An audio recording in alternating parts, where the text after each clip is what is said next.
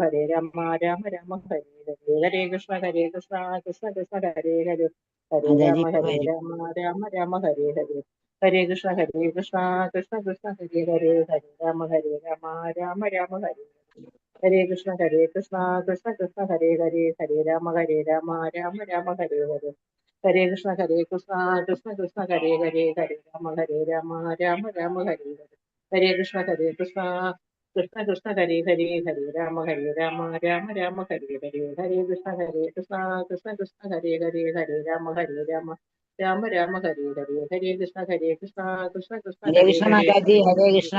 ഹരേ കൃഷ്ണ മാതാജി. हरे कृष्ण माताजी, प्रणाम माताजी। हरे कृष्ण। हरे कृष्ण, प्रणाम माताजी। हरे कृष्ण हरे कृष्ण माताजी, प्रणामम। हरे कृष्ण माताजी। माताजी प्रणाम माताजी। हरे कृष्ण माताजी, प्रणाम माताजी। ओम अज्ञानतिमिरान्धस्य ज्ञानाञ्जनशलाकया चक्षुरुन्मीलितं येन तस्मै श्रीगुरवे नमः। श्रीचैतन्यमनोभीष्टं स्थापितं येन भूतले स्वयं रूपकथा मह्यं ददाति स्वपदान्तिकं। वन्देऽहं श्रीगुरुं श्रीदपदकमलं श्रीगुरुन् वैष्णवांश्च श्रीरूपं साग्रजातं सहगणरघुनाथान्वितं तं सजीवम्।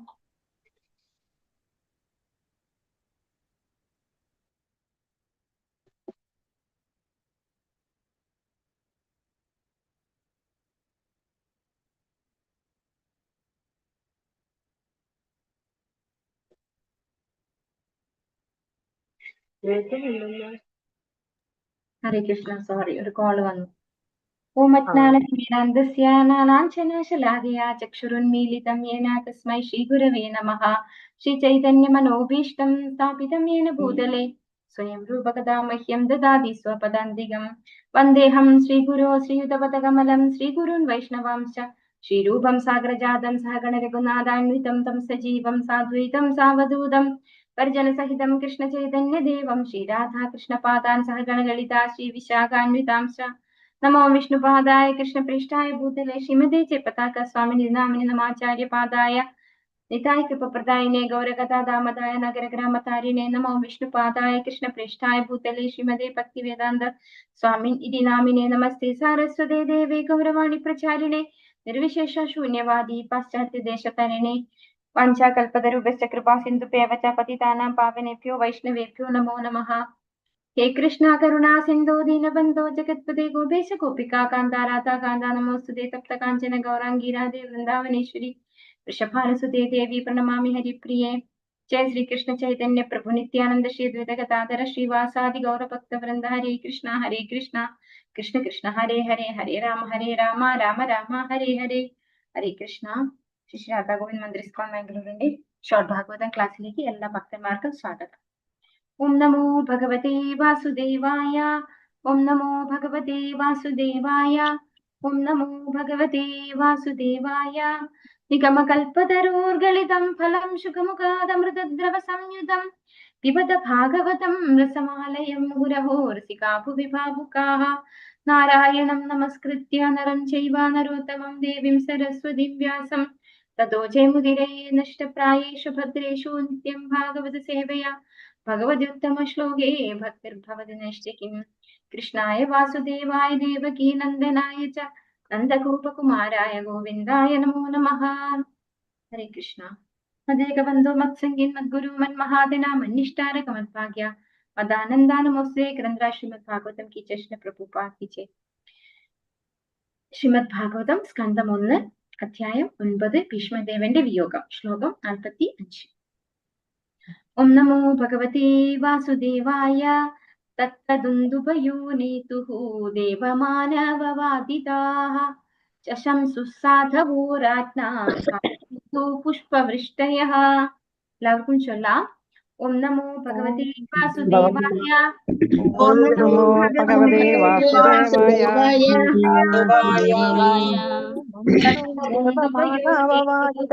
मानववादिताः तत्र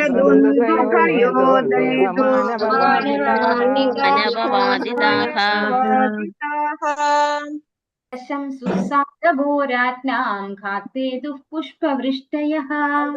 ഹരേ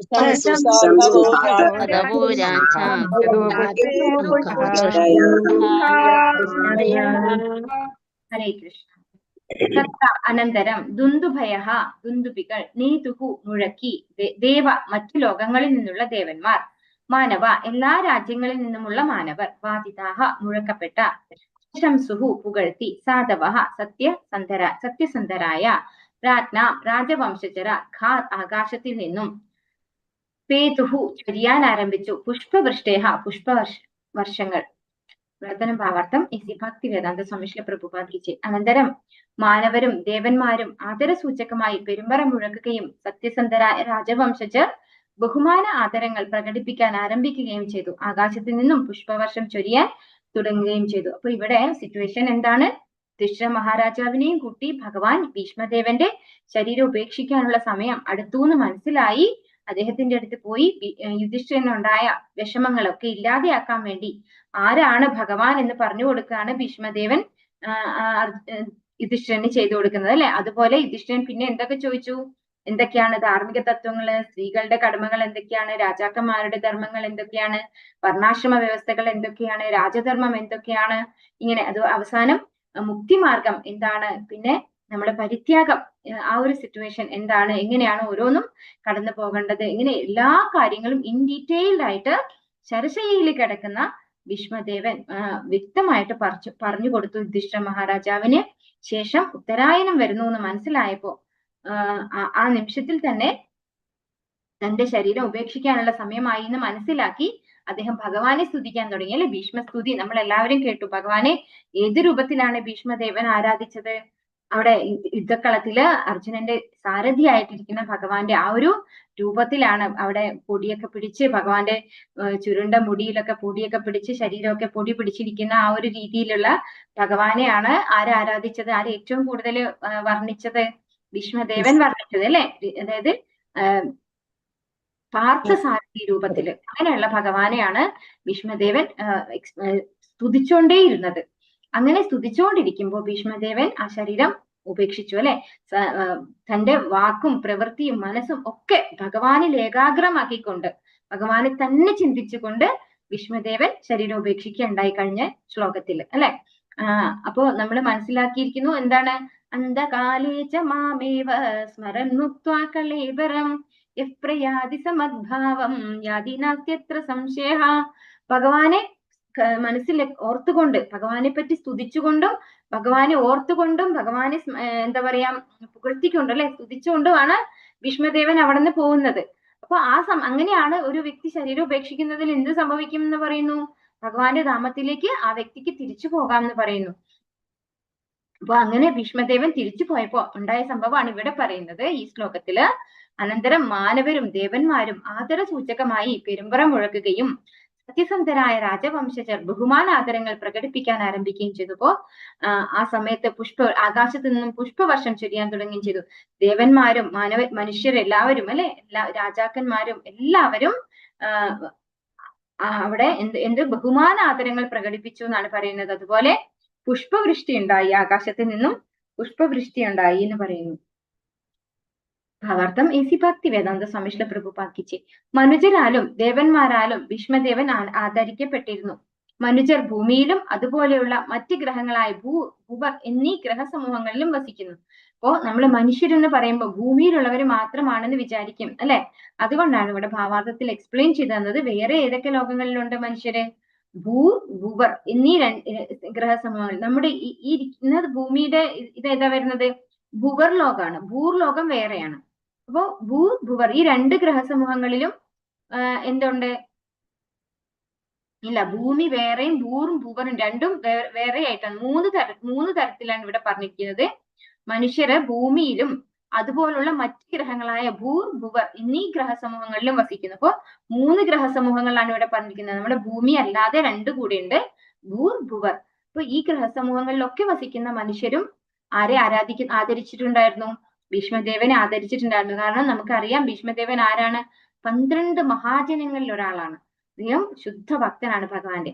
എന്നാൽ ദേവന്മാർ അഥവാ സ്വർഗലോകങ്ങളിൽ വസിക്കുന്നു. അപ്പോ ദേവന്മാരിരിക്കുന്നത് സ്വർഗലോകങ്ങളിലാണ്. ഭീഷ്മദേവൻ മഹായോദ്ധാവും അഗ്രാണിയുമാണെന്ന്, ഭഗവത് ഭക്താഗ്രണീയുമാണെന്ന് അവരെല്ലാവരും മനസ്സിലാക്കിയിരുന്നു. മഹാജനം, അധികാരി എന്ന നിലയിൽ ഒരു മാനവനായിരുന്നിട്ട് കൂടി അദ്ദേഹം ബ്രഹ്മദേവൻ, നാരദൻ, ശിവൻ എന്നിവരുടെ അതേ നിലയിലായിരുന്നു. ആത്മീയ പരിപൂർണത ആർജിക്കുന്നതിലൂടെ മാത്രമേ ശ്രേഷ്ഠരായ ദേവന്മാർക്ക് സമാനമായ നിലയിലുള്ള യോഗ്യത സാധ്യമാകുകയുള്ളൂ. അപ്രകാരം പ്രപഞ്ചങ്ങളിലുടനീളം ഭീഷ്മദേവൻ പ്രശസ്തനായിരുന്നു. അദ്ദേഹത്തിന്റെ കാലഘട്ടത്തിൽ ഗോളാന്തര യാത്ര യാന്ത്രികമായ ബഹിരാകാശ വിമാനങ്ങളുടെ വിഫലമായ ഉദ്യമത്തെക്കാൾ സൂക്ഷ്മമായ മാർഗങ്ങളിലൂടെയാണ് നടത്തിയിരുന്നത്. ഭീഷ്മദേവൻ മരണപ്പെട്ടു എന്ന വാർത്ത വിദൂര ഗ്രഹങ്ങളിൽ അറിയിച്ചപ്പോൾ ഉന്നത ഗ്രഹങ്ങളിലെ സർവ്വനിവാസികളും ഭൂമിയിലുള്ളവരും പിരിഞ്ഞുപോയ ശ്രേഷ്ഠ വ്യക്തിയോടുള്ള ആദരസൂചകമായി പുഷ്പവൃഷ്ടി നടത്തി. സ്വർഗത്തിൽ നിന്നുള്ള ഈ പുഷ്പവൃഷ്ടി ശ്രേഷ്ഠരായ ദേവന്മാരുടെ അംഗീകാരത്തിന്റെ സൂചനയാകുന്നു. അപ്പോ ഇവിടെ എന്താ നമുക്ക് മനസ്സിലാക്കി തരുന്നത്? ഭീഷ്മദേവൻ ഭൂമിയിലാണ് ഇരിക്കുന്നതെങ്കിലും മഹായോദ്ധാവാണെങ്കിലും അദ്ദേഹം ആരായിരുന്നു? ഒരു മഹാജനായിരുന്നു അല്ലെ. 12 മഹാജനങ്ങളിൽ ഒരാളായിരുന്നു. അതുകൊണ്ട് തന്നെ അദ്ദേഹം ആരോടൊപ്പം ആരാധിക്കപ്പെട്ടു എന്നാണ് പറയുന്നത്? ബ്രഹ്മാവ്, ശിവൻ, അതുപോലെ നാരദൻ, ഇവരുടെ ഒക്കെ തലത്തിൽ നിന്ന് എല്ലാവരും ബഹുമാനിച്ചു. അവരെയൊക്കെ ബഹുമാനിക്കുന്ന പോലത്തെ ഒരു ബഹുമാനം ഭീഷ്മദേവനും ഇവൻ എല്ലാ ലോകങ്ങളിലും, അതായത് ഭൂമി, സ്വർഗം, ഭൂവർ ലോകങ്ങളിലുള്ള എല്ലാവരും അദ്ദേഹത്തെ ബഹുമാനിച്ചിട്ടുണ്ടായിരുന്നു. അപ്പൊ ആ കാലഘട്ടത്തില് ഗോളാന്തര യാത്ര പറയുന്നത് ഒരു റോക്കറ്റ് വിക്ഷേപണത്തിലൂടെയോ അല്ലെങ്കിൽ വിമാനത്തിലൂടെയോ ഒന്നും അല്ല നടത്തിയിട്ടുണ്ടായിരുന്നത്. വളരെ സൂക്ഷ്മമായ മാർഗങ്ങളിലൂടെയാണ് നടത്തിയിട്ടുണ്ടായിരുന്നത് എന്ന് പറഞ്ഞപ്പോ അദ്ദേഹം മരണപ്പെട്ട വാർത്ത എല്ലാ ലോകങ്ങളിലും അറിയിച്ചു കഴിഞ്ഞു. അപ്പൊ അറിഞ്ഞപ്പോ അവരൊക്കെ ആദരസൂചകമായിട്ട് പുഷ്പവൃഷ്ടി നടത്തി എന്ന് ഇവിടെ പറയുന്നു.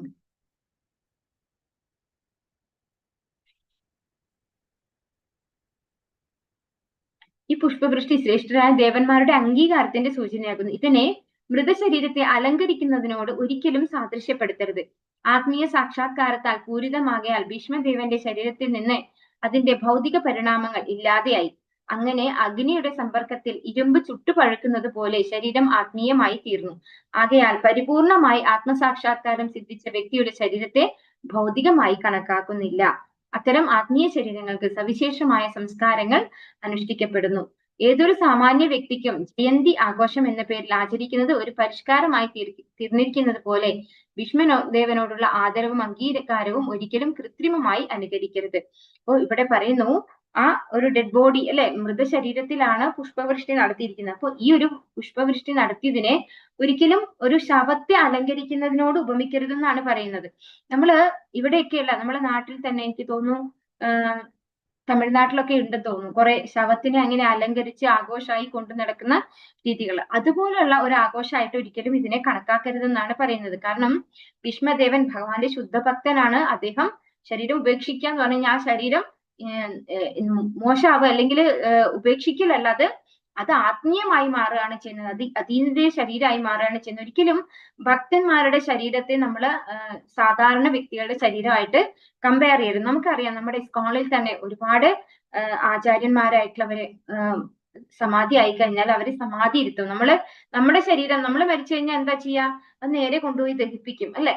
പക്ഷെ അങ്ങനെയുള്ള വലിയ വലിയ ആചാര്യന്മാരുടെയൊക്കെ ശരീരം അതുപോലെ നമ്മള് സമാധി ഇരുത്തും.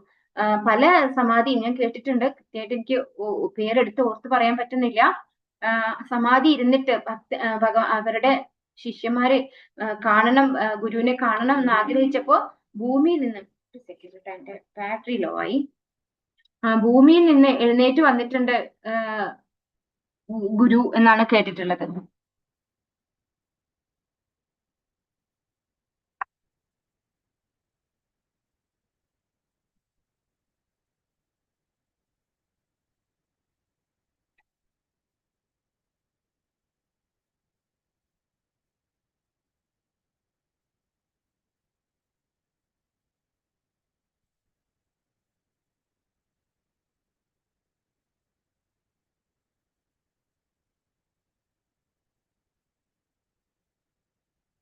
ഹരേ കൃഷ്ണ, സോറി, ബാറ്ററി ആയിപ്പോയി.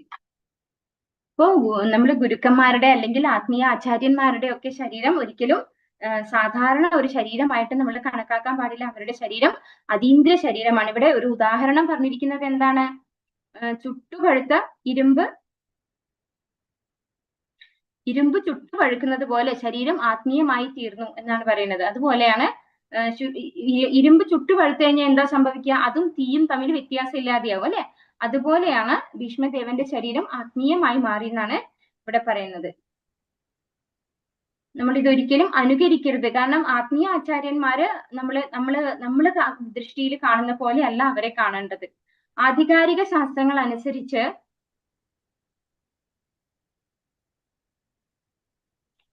ഭൗതികമായി എത്ര തന്നെ ഉന്നതനായിരുന്നാലും ഒരു സാധാരണ വ്യക്തിക്ക് ജയന്തി ആചരിക്കുക എന്നത് ഭഗവാനോട് ചെയ്യുന്ന അപരാധമാണ്. കാരണം ജയന്തി എന്നത് ഭഗവാൻ ഭൂമിയിൽ അവതരിക്കുന്ന ദിനത്തിന് മാത്രമായുള്ളതാണ്. ഭീഷ്മദേവൻ അദ്ദേഹത്തിന്റെ കർമ്മങ്ങളിൽ അദ്വിതീയനായിരുന്നു. മാത്രവുമല്ല ഭഗവത് ധാമത്തിലേക്കുള്ള അദ്ദേഹത്തിന്റെ വിയോഗവും അതുല്യമായിരുന്നു. അപ്പോ ഇവിടെ എന്താ പറയുന്നത്?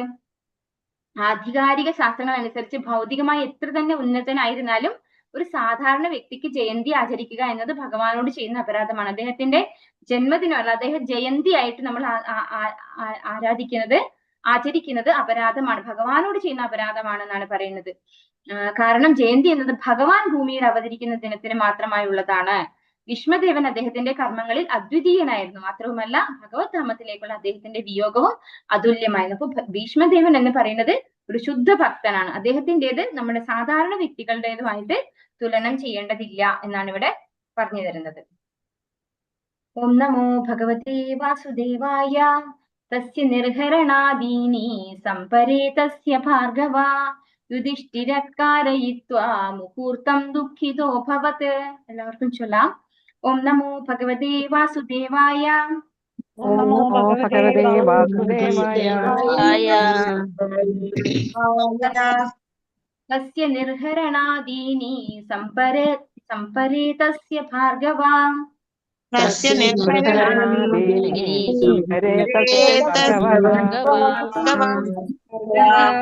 कारयित्वा मुहूर्तं दुःखितो भवति.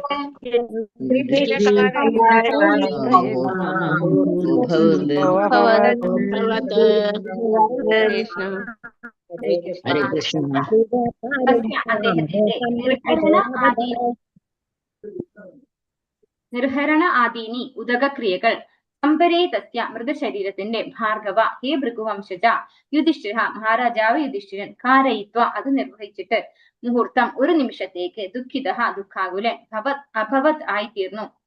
വിവർത്തനം ഭാവാർത്ഥം ഇസി ഭക്തി വേദാന്ത സ്വാമിശ്രീല പ്രഭുപാദിജി. അല്ലയോ ഭൃഗുവംശജ ശൗനകൻ, ഭീഷ്മദേവന്റെ മൃതശരീരത്തിന് ഉദക കർമ്മങ്ങൾ നിർവഹിച്ച ശേഷം മഹാരാജാവ് യുധിഷ്ഠിരൻ ക്ഷണനേരത്തേക്ക് ദുഃഖാകുലനായി തീർന്നു. അപ്പോ ഇവിടെ നമ്മൾ മനസ്സിലാക്കേണ്ടത് രണ്ട് കാര്യം. ഒന്നാമത്തത് എന്താണ്? ഭീഷ്മദേവൻ ഭഗവാന്റെ ശുദ്ധഭക്തനാണ്, 12 മഹാജനങ്ങളിൽ ഒരാളാണ്. അദ്ദേഹം ശരീരം ഉപേക്ഷിച്ചത് ഭഗവാന്റെ പ്രസൻസിലാണ് അല്ലെ? ഭഗവാനെ പറ്റി സ്തുതിച്ചുകൊണ്ട് ഭഗവാന്റെ പ്രസൻസിൽ തന്റെ ശരീരം ഉപേക്ഷിച്ചു പോയിട്ടുള്ള ആളാണ്. പക്ഷെ അദ്ദേഹത്തിന്റെ മരണത്തിന് ശേഷവും എന്ത് ചെയ്യുന്നുണ്ട്? ഉദകക്രിയകൾ ചെയ്യുന്നുണ്ട് അല്ലെ?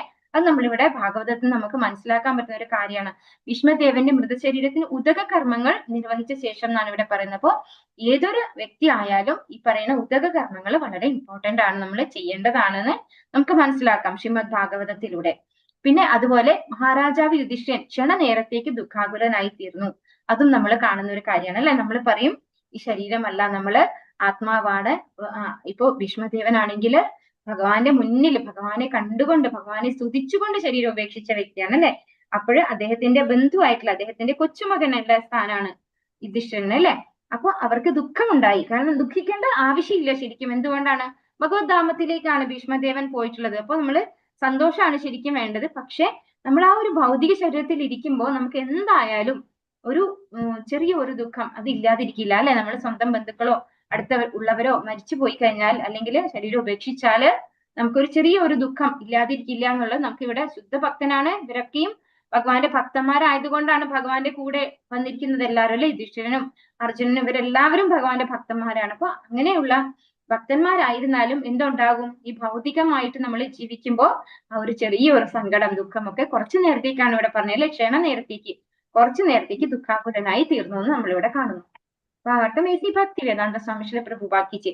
ഭീഷ്മദേവൻ മഹാരാജാവ് യുധിഷ്ഠിരന്റെ കുടുംബത്തിലെ ശ്രേഷ്ഠനായ കാരണവർ മാത്രമായിരുന്നില്ല, യുധിഷ്ഠിരന്റെയും അദ്ദേഹത്തിന്റെ ഭ്രാതാക്കളുടെയും മാതാവിന്റെയും മഹാനായ തത്വചിന്തകനും സുഹൃത്തുമായിരുന്നു. യുധിഷ്ഠിരൻ അഗ്രജനായ പഞ്ചപാണ്ഡവരുടെ പിതാവായ മഹാരാജാവ് പാണ്ഡുവിന്റെ മൃത്യുവിന് ശേഷം പാണ്ഡവരുടെ അത്യന്തം വാത്സല്യനിധിയായ പിതാമഹനും വിധവയായ സ്നുഷ കുന്തിയുടെ സംരക്ഷകനും ഭീഷ്മദേവനായിരുന്നു. മഹാരാജാവ് യുധിഷ്ഠിരന്റെ വലിയച്ഛനായ ധൃതരാഷ്ട്രർ അവരുടെ സംരക്ഷകനായി ഉണ്ടായിരുന്നുവെങ്കിലും അദ്ദേഹത്തിന്റെ വാത്സല്യം കൂടുതലും ദുര്യോധനൻ അഗ്രജനായ തന്റെ 100 പുത്രന്മാരുടെ പക്ഷത്തായിരുന്നു. അതായത് ഇവിടെ പറയുന്നത് ഡീറ്റെയിൽഡ് ആയിട്ട് പറയാണ് ഭീഷ്മദേവനുമായിട്ടുള്ള ആ ഒരു ആത്മബന്ധം, യുധിഷ്ഠിരന്റെ ആത്മബന്ധമാണ് ഇവിടെ എക്സ്പ്ലെയിൻ ചെയ്യുന്നത്. യുധിഷ്ഠിരന്റെ കുടുംബത്തിൽ ആരുണ്ടായിരുന്നില്ല? അവർക്ക് അച്ഛൻ ഉണ്ടായിരുന്നില്ല അല്ലെ? അച്ഛൻ ചെറിയ കുട്ടികളായിരുന്നപ്പോഴേ അച്ഛൻ മരണപ്പെട്ടതാണ്. അപ്പോ കുന്തി മഹാറാണി ആരായിരുന്നു? വിധവയായിരുന്നു. ആ വിധവയായ കുന്തി മഹാറാണിക്കും 5 പഞ്ചപാണ്ഡവന്മാർക്കും ഒരു പിതാവിന്റെ വാത്സല്യം കൊടുത്ത് വളർത്തിയത് ആരാണ്? ഭീഷ്മദേവനാണ് അല്ലെ? യുധിഷ്ഠിരൻ ധൃതരാഷ്ട്ര ആവട്ടെ വലിയച്ഛനായിരുന്നു അല്ലെ? ധൃതരാഷ്ട്ര എന്താ ചെയ്തത്? സ്വന്തം ഇപ്പൊ വേറൊരു വീട്ടിലും കൂടെ പോയിട്ട് ധൃതരാഷ്ട്ര എന്താ ചെയ്തത്? സ്വന്തം മക്കളെ മാത്രാണ് വാത്സല്യം കൊടുത്ത് വളർത്തിയുള്ളൂ അല്ലെ? തന്റെ അനുജന്റെ മക്കളായിട്ട് പോലും പഞ്ചപാണ്ഡവർക്ക് യാതൊരു വാത്സല്യവും ആര് കൊടുത്തിട്ടില്ല?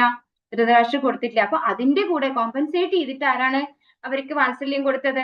ഭീഷ്മ പിതാമഹനായിരുന്നു. ആ ഒരു സ്നേഹം അവർക്ക് കൂടുതൽ ഉണ്ടായിരുന്നു ഭീഷ്മ പിതാമഹനോട്.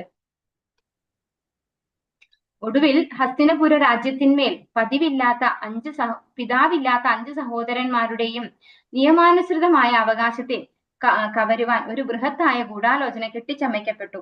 സാമ്രാജ്യ ആധിപത്യമുള്ള രാജമന്ദിരങ്ങളിൽ പൊതുവായ വിപുലമായ ഉപചാപങ്ങൾ ഉണ്ടാവുകയും 5 സഹോദരന്മാരും വനത്തിലേക്ക് നാടുകടത്തപ്പെടുകയും ചെയ്തു. എന്നാൽ ഭീഷ്മദേവൻ ജീവിതത്തിന്റെ അവസാന നിമിഷം വരെ യുധിഷ്ഠിരന്റെ ആത്മാർത്ഥ സഹാനുഭൂതിയുള്ള അഭ്യുദയകാംക്ഷിയും പിതാമഹനും മിത്രവും ചിന്തകനുമൊക്കെയായിരുന്നു. സിംഹാസന അവരോധിതനായ യുധിഷ്ഠിരനെ ദർശിച്ച് അദ്ദേഹം അതീവ സന്തുഷ്ടിയോടെ ഇഹലോകവാസം അവസാനിപ്പിച്ചു. അല്ലാത്ത പക്ഷം പാണ്ഡവരുടെ അകാരണമായ ദുരിതത്തിൽ കഠോര വ്യഥ അനുഭവിക്കുന്നതിന് പകരം വളരെ മുമ്പ് തന്നെ അദ്ദേഹം തന്റെ ഭൗതിക ശരീരം ത്യജിച്ചേനെ. അനുകൂല സന്ദർഭത്തിനായി അദ്ദേഹം കാത്തിരുന്നു. അപ്പോ ഭീഷ്മ പിതാമഹന് എന്താണ് ഈ പറഞ്ഞ പഞ്ചപാണ്ഡവന്മാരുടെയും എന്തൊക്കെയാണ് പറഞ്ഞത്? ആത്മാർത്ഥ സഹാനുഭൂതിയുള്ള അഭ്യുദയകാംക്ഷിയും പിതാമഹനും മിത്രവും ചിന്തകനും ഒക്കെ ആയിരുന്നു. ഇവരെ എല്ലാ തരത്തിലും സഹായിക്കുന്ന ആളായിരുന്നു ആര്? ദുര്യോധന പക്ഷത്തായിരുന്നിട്ട് പോലും ഭീഷ്മ പിതാമഹൻ എന്നാണ് ഇവിടെ വ്യക്തമായി പറഞ്ഞു തരുന്നത്. അപ്പൊ അങ്ങനെയുള്ള പഞ്ചപാണ്ഡവരിൽ അഗ്രജനായിട്ടുള്ള യുധിഷ്ഠിരനെ ഒരു രാജാവായിട്ട് കാണണമെന്ന് അങ്ങേയറ്റം ആഗ്രഹിച്ച വ്യക്തിയുമായിരുന്നു ആര്? ഭീഷ്മ പിതാമഹൻ. ഈ കാര്യം ആർക്കറിയാം? ഭഗവാൻ അറിയാം അല്ലെ? ഭഗവാൻ നമ്മളോട് ഭഗവത്ഗീതയിൽ എന്താ പറഞ്ഞിരിക്കുന്നത്? ഉപദ്രഷ്ടാനുമന്താച ഭർത്താ ഭോക്താ മഹേശ്വര. നമ്മുടെ ഉള്ളിൽ എന്ത് ആഗ്രഹം ഉണ്ടെങ്കിലും നമ്മുടെ കൂടെ ഇരുന്ന് ഭഗവാൻ അത് അറിയുന്നുണ്ട് അല്ലെ? അപ്പൊ അങ്ങനെ ശുദ്ധഭക്തനായിട്ടുള്ള ഭീഷ്മദേവന്റെ ആഗ്രഹം എന്താണെന്ന് വ്യക്തമായിട്ട് ഭഗവാൻ അറിയാവുന്നത് കൊണ്ടാണ് സർവ്വ ഐശ്വര്യങ്ങളോടും കൂടി അല്ലെ, സർവാഭരണ വിഭൂഷിതരായിട്ട് വളരെ അലങ്കരിച്ച രഥത്തില് അങ്ങനെയൊക്കെയാണ്. അതായത് ഈ കുതിരകളെ പോലും അലങ്കരിച്ചിട്ടാണ് അവിടെ കൊണ്ടുവന്നിട്ടുള്ളത്. അങ്ങനെയാണ് ഭീഷ്മദേവൻ ആരെ കാണുന്നത്? യുധിഷ്ഠിരനെ കാണുന്നത്. അപ്പൊ ആ ഒരു അവസാന നിമിഷം അവരെ അങ്ങനെ കാണുന്ന അങ്ങേയറ്റം ഭീഷ്മദേവൻ ആഗ്രഹിച്ചു എന്ന സത്യം ഭഗവാൻ നന്നായി അറിയാവുന്നത് കൊണ്ടാണ് അവരെ അങ്ങനെ കൊണ്ടുവന്നത്. അപ്പൊ ആ ഒരു ആഗ്രഹം പ്രകാരം അവരൊക്കെ കണ്ടുകൊണ്ട് ഭീഷ്മദേവൻ തന്റെ ശരീരം ഉപേക്ഷിച്ചു എന്നാണ് ഇവിടെ പറഞ്ഞിരുന്നത്. അല്ലാത്ത പക്ഷം പാണ്ഡവരുടെ അകാരണമായ ദുരിതത്തിൽ കഠോര വ്യഥ അനുഭവിക്കുന്നതിന് പകരം വളരെ മുമ്പ് തന്നെ അദ്ദേഹം ഭൗതിക ശരീരം ത്യജിച്ചേനെ. അപ്പോ ഇവരൊക്കെ ഒരുപാട് കഷ്ടപ്പെട്ടിട്ടുണ്ടല്ലേ?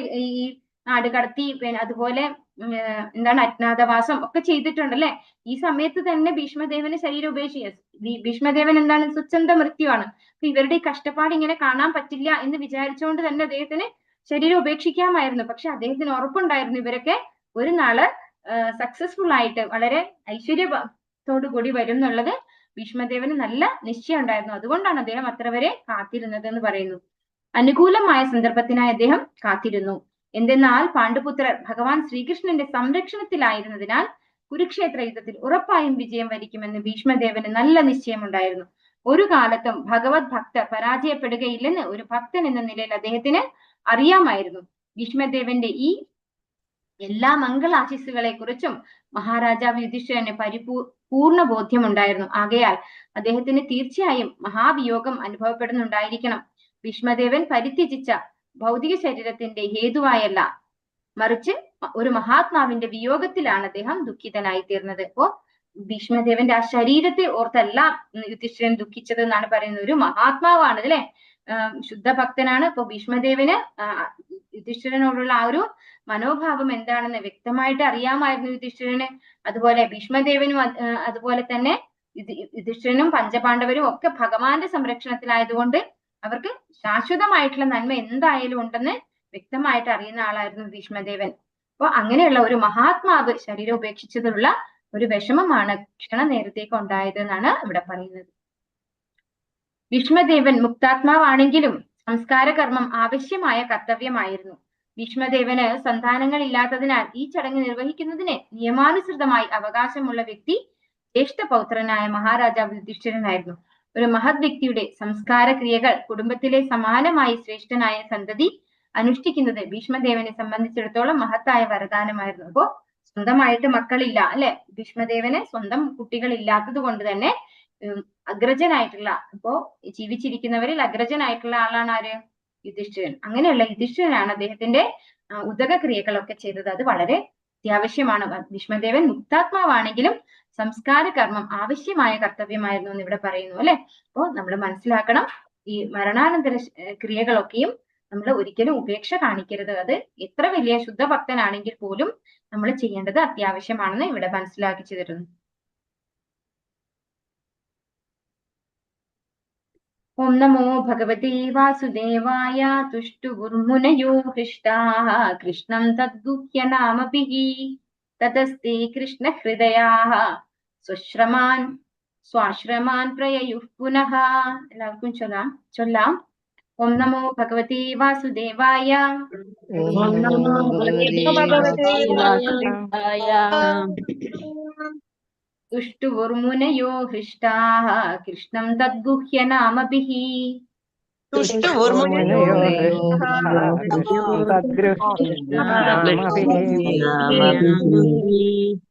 തതസ്തേ കൃഷ്ണഹൃദയാഃ സ്വാശ്രമാൻ പ്രയയുഃ പുനഃ.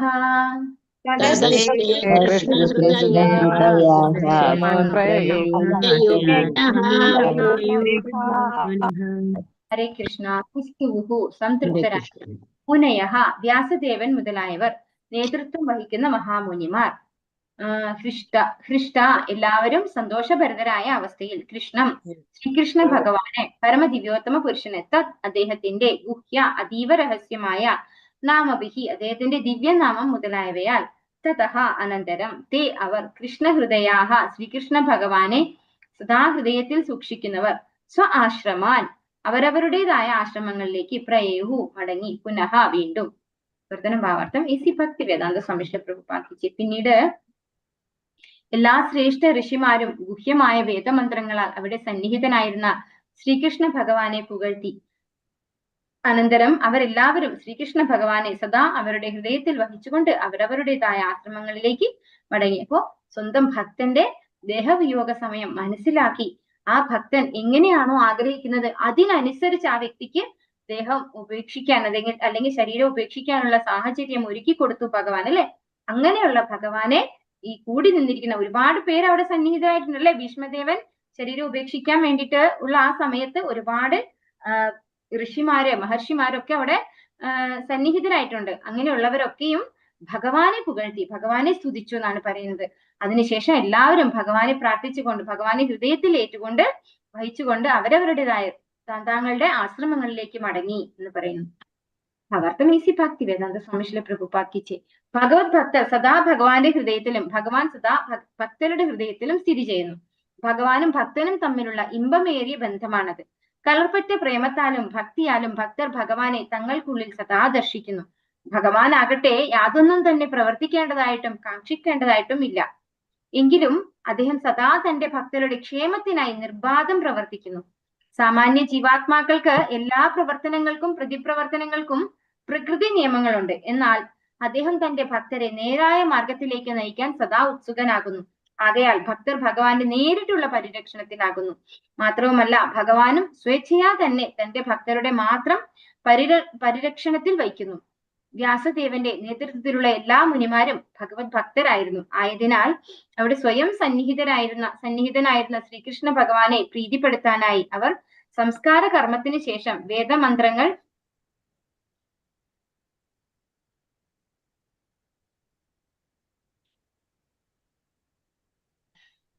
വേദമന്ത്രങ്ങൾ ഉരുവിട്ടു. എല്ലാ വേദമന്ത്രങ്ങളും ഉരുവിടപ്പെടുന്നത് ഭഗവാനെ സംപ്രീതനാക്കുവാനാണ്.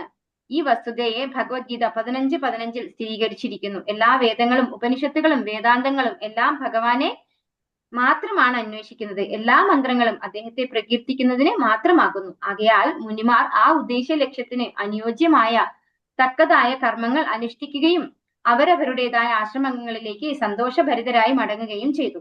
അപ്പോ ഇവിടെ എന്താ പറയുന്നത്? ശ്രീകൃഷ്ണ ഭഗവാൻ ഭക്തരുടെ ഹൃദയത്തിലും ഭക്തർ ഭഗവാന്റെ ഹൃദയത്തിലുമാണ് വസിക്കുന്നത്, അല്ലെ? അത് നമുക്ക് ഈ ഒരു ഉദാഹരണത്തിലൂടെ തന്നെ വ്യക്തമായിട്ട് മനസ്സിലായി. ഭീഷ്മദേവൻ അവിടെ ശരശയ്യയിൽ കിടക്കുമ്പോൾ അദ്ദേഹത്തെ ഓർത്തത് ആരാണ്? ഭഗവാനാണ്, അല്ലെ? ഭഗവാൻ ഓർത്ത് അദ്ദേഹം എങ്ങനെയാണോ ആഗ്രഹിക്കുന്നത് അതിൻ പ്രകാരം അദ്ദേഹത്തിന്റെ ദേഹവ്യൂഹം ഒരുക്കി കൊടുക്കുകയാണ് ചെയ്തത്. അപ്പൊ ഭക്തനെ എപ്പോഴും ഭഗവാനും ഓർക്കുന്നുണ്ട്, ഭഗവാൻ ഭക്തനെയും ഓർക്കുന്നുണ്ട്. അങ്ങനെ രണ്ടുപേരും തമ്മിലുള്ള ഒരു ബന്ധം എന്ന് പറയുന്നത് അങ്ങനെയാണ് എന്ന് ഭഗവത്ഗീതയിലും ഭഗവാൻ പറഞ്ഞിരിക്കുന്നു, അല്ലെ? അപ്പൊ ഇവിടെ ആ ഒരു സമയത്ത് ഭഗവാനെ എല്ലാവരും പ്രീതിപ്പെടുത്താനായിട്ട് എന്ത് ചെയ്തു? വേദമന്ത്രങ്ങൾ ഉരുവിട്ടു എന്ന് പറയുന്നു. അപ്പൊ ഈ വേദമന്ത്രങ്ങൾ എന്താണെന്നാണ് ഭഗവത്ഗീതയിൽ പറഞ്ഞിരിക്കുന്നത്? 15:15 സർവസ്യ ചാഹം ഹൃദിസന്നിവിഷ്ടോ മത്തസ്മൃതിജ്ഞാനം അമോഹനം ച വേദൈശ്ച സർവൈരഹമേവ വേദ്യോ വേദാന്തകൃത് വേദവിദേവ ചാഹം, അല്ലെ? അപ്പൊ ഈ വേദമന്ത്രങ്ങൾ ഭഗവാനെ പ്രീതിപ്പെടുത്താനായിട്ട് അവരെല്ലാവരും ഉരുവിട്ടു എന്നാണ് പറയുന്നത്. അപ്പോ ഇവിടെ വേറെ എന്താ പറയുന്നത്?